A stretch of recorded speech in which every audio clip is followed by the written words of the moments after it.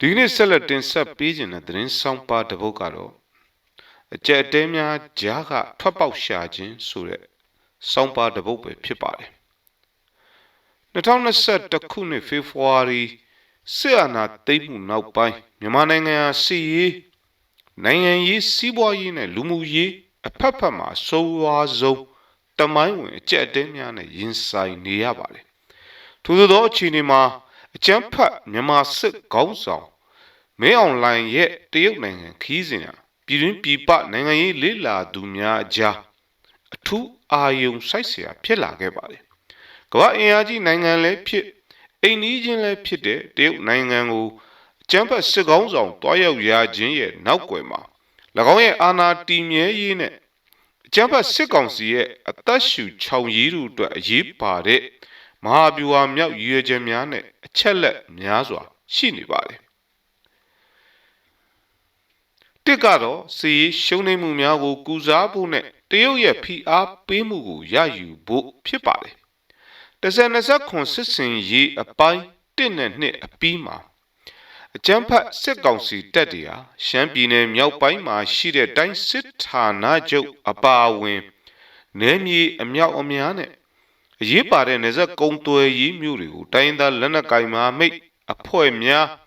ညီနောင်မာမိတ်သုံးဘွက်ထံလက်လွတ်ခဲ့ရပါတယ်။ကျန်းဖတ်စစ်ကောင်စီဟာလောလောဆယ်စီရေးအရာအသာစီးရဖို့ကြိုးစားပေမဲ့အသာမရတော့တဲ့အတွက်တရုတ်ရဲ့ဩဇာအာဏာကိုအသုံးချပြီးတော်လှန်ရေးအင်အားစုတွေရဲ့ထိုးစစ်တွေကိုရပ်တန့်ဖို့နဲ့စစ်မျက်နှာများ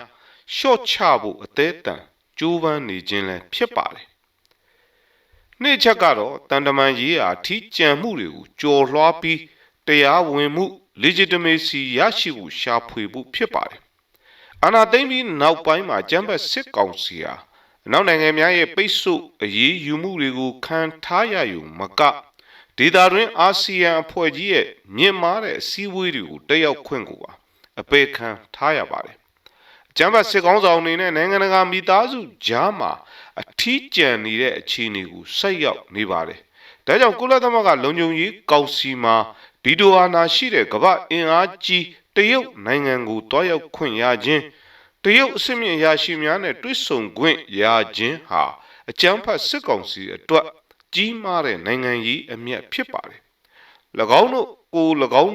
မြန်မာနိုင်ငံရဲ့တရားဝင်အစိုးရအဖြစ်ပြည်တွင်းနဲ့နိုင်ငံတကာကိုပြသဖို့အတွက်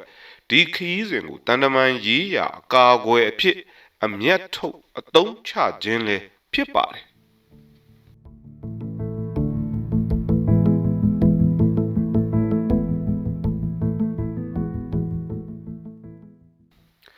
နံပါတ်3ချက်ကတော့ပြူလဲနေတဲ့စီးပွားရေးကိုတရုတ်စီမံကိန်းတွေနဲ့ထိန်းညှိဖို့ဖြစ်ပါတယ်မြန်မာနိုင်ငံလက်ရှိမှာကုန်စည်နှုန်းကြီးမြင့်မှုငွေကြေးဖောင်းပွားမှုနဲ့နိုင်ငံခြားငွေပြက်လက်မှုဒဏ်ကိုလူရဲ့ခံစားနေရပါတယ်အကြမ်းဖက်စစ်ကောင်စီရဲ့စီးပွားရေးစီမံခန့်ခွဲမှုကြာရှုံးခြင်းကြောင့်နိုင်ငံခြားရင်းနှီးမြှုပ်နှံမှုအများစုထွက်ခွာသွားခဲ့ပြီဖြစ်ပါတယ်ဒီအခြေအနေမှာအကြမ်းဖက်စစ်ကောင်ဆောင်ဟာတရုတ်မြန်မာစီးပွားရေးဇင်းကြံCMEC အောက်ရှိမဟာဗျူဟာမြောက်စီမံကိန်းများဖြစ်တဲ့ကြောက်ဖြူရည်နဲ့စိတ်ကမ်းစွမ်းအင်ပိုက်လိုင်းများနဲ့မြေထားလန်စီမံကိန်းများကိုပြန်လည်အသက်သွင်းကာတရုတ်ရဲ့ယင်းနှီးမြှုပ်နှံမှုများကိုဆွဲဆောင်ဖို့ကြိုးပမ်းခြင်းဖြစ်ပါတယ်။တရုတ်နိုင်ငံဘက်ကမြန်မာစီးပွားရေးကိုထောက်ကူပေးမှသာအကြမ်းဖက်စစ်ကောင်းဆောင်အနေနဲ့ရည်ရှိရပ်တည်နိုင်မဲ့ငွေကြေးနဲ့အခွင့်အလမ်းများရရှိမှာဖြစ်ပါတယ်။နံပါတ်4ချက်ကတော့စစ်လက်နက်ပစ္စည်းနဲ့ဤပညာအကူအညီများကိုဆက်လက်ရယူဖို့ဖြစ်ပါတယ်။တရုတ်နိုင်ငံမြန်မာစစ်တပ်အတွက်အဓိကစစ်လက်နက်ပစ္စည်းနဲ့လေရင်စိတ်ပိုင်းများထောက်ပံ့ပေးနေတဲ့နိုင်ငံဖြစ်ပါတယ်။ပြည်တွင်းစစ်ပွဲများပြင်းထန်နေချိန်မှာအကြမ်းဖက်စစ်ကောင်စီတပ်များအတွက်ခရမ်းမီးကြောက်ဒရုန်းဤပညာနဲ့အစစ်မြင့်စစ်လက်နက်များဆက်မပြတ်ရရှိနေဖို့လိုအပ်နေပါတယ်။ဤခီးစဉ်ဟာစစ်ဘက်ဆိုင်ရာပူးပေါင်းဆောင်ရွက်မှုနဲ့ထောက်ပံ့ရေးလမ်းကြောင်းများပြတ်တောက်မသွားစေရန်ထိမ့်သိမ့်တဲ့သဘောလဲစောင်းပါတယ်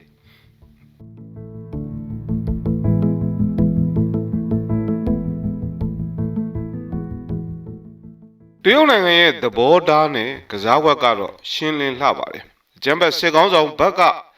တရုတ်နိုင်ငံကိုအားကိုးတကြီးချီးကပ်နေပေမဲ့တရုတ်နိုင်ငံရဲ့သဘောထားကမူတမိုင်းတလျှောက်ဒွန်တွဲနေတဲ့နှစ်ဖက်ခွ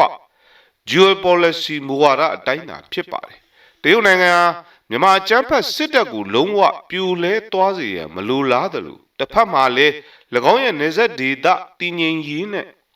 စီမံကိန်းများဘေးကင်းရေးအတွက်ဩဇာကြီးမားတဲ့တိုင်းရင်းသားလက်နက်ကိုင်အဖွဲ့များကိုလည်းပြစ်ပယ်ထားခြင်းမရှိပါဘူးဒီကုန်းချုပ်ကြည့်မယ်ဆိုရင်ကျန်းဖတ်မြန်မာစစ်ကောင်းဆောင်ဟာတရုတ်နိုင်ငံကိုတွားရောက်ရခြင်းဟာစစ်ရေးရအသာရရှိဖို့နိုင်ငံရေးရလမ်းပိတ်နေတဲ့အခြေအနေမှာအင်အားကြီးအိမ်နီးချင်းရဲ့အကာအကွယ်ကိုရယူပြီး၎င်းရဲ့အာဏာတည်မြဲရေးအတွက်နောက်ဆုံးထွက်ပေါက်ကိုရှာဖွေခြင်းဖြစ်ပါတယ်။ဒီခီးစဉ်ဟာမြန်မာပြည်သူလူထုရဲ့စိတ်ဆန္ဒကိုထင်ရခြင်းမရှိစစ်ကောင်စီရဲ့ရှင်သန်ရေးအတွက်သာဥတီတဲ့မဟာဗျူဟာမြောက်ကဲတင်ရှင်ရှာဖွေတဲ့ခီးစဉ်တစ်ခုအဖြစ်တမိုင်းတွင်ကြံရေးမှာဖြစ်ပါတယ်။ပြည်သူတို့ရဲ့ခုခံစစ်မုတ်ချအောင်ရမယ်